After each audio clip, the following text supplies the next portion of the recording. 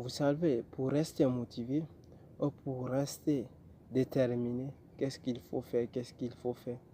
D'abord, premièrement, il faut avoir un objectif clair.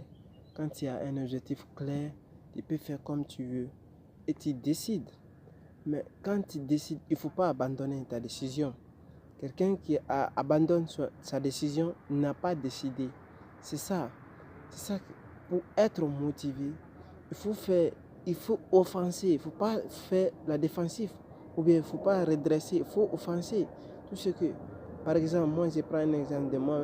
J'ai décidé de faire ça, de même un projet chou pied. Qu'est-ce que j'ai fait?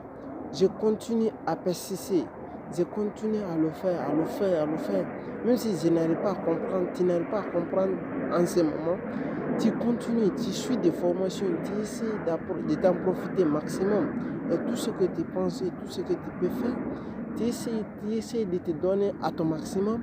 Au moins, tu peux avoir, au fil et à mesure, quelque chose que tu fais, de temps en temps, tu le fais à certains nombres de reprises, tu vas avoir la maîtrise.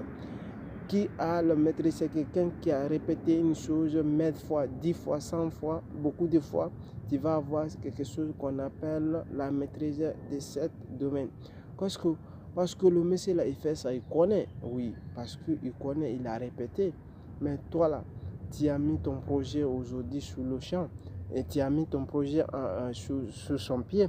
Et toi, tu n'arrives pas à vraiment appliquer parce que tu es découragé, tu n'as pas de résultats maintenant comme tu souhaites. Tout, c'est comme ça, tout un débutant. Quand tu commences maintenant, quand tu commences ton projet, tu as envie d'avoir le résultat vite, vite. Tout le monde est comme ça. Nous tous, on a commencé comme ça. Mais qu'est-ce qu'il faut faire? Il faut avoir un certain temps. Parce que si tu fais des publicités Facebook ou bien tu as créé un site web, quand tu as fait une publicité Facebook ou bien tu as créé une boutique ou bien virtuelle, que ce soit pratique ou virtuel, ou bien tu es un restaurant et tu as fait un restaurant, ou bien qu'est-ce que tu fais, quel domaine que tu es en train de faire. Maintenant, ça fait quoi? D'abord, il faut avoir un certain temps que les gens te connaissent avant d'avoir un client. Parce que c'est comme ça. Si tu te mets pas, il faut avoir un certain nombre de patience. La patience est la clé du monde. Moi, je dis aujourd'hui, j'ai créé mon entreprise aujourd'hui. Je veux avoir des trafics maintenant. Je veux avoir des achats maintenant.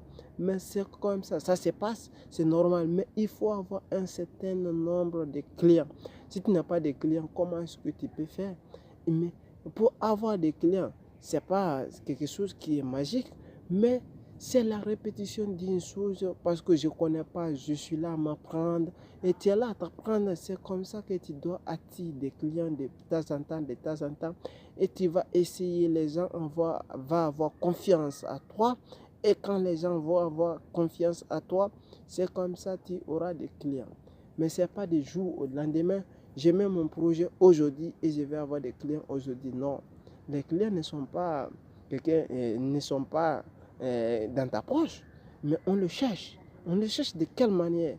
En faisant des publicités, en faisant des vidéos sur YouTube, toi-même, en vendant ta propre personne.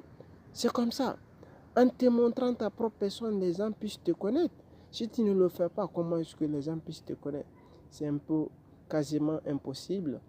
Que ce que je peux vous donner ce matin juste, c'était Bamba Yoba qui vous motive et qui vous surpasse pour avoir confiance à toi. Et comment est-ce que tu peux faire pour avoir l'amélioration dans tes projets, dans tout ce que tu fais? C'est un petit conseil que vous donnez aujourd'hui. Juste c'était Bamba Yoba qui vous motive. Ciao, ciao, regardez, ciao.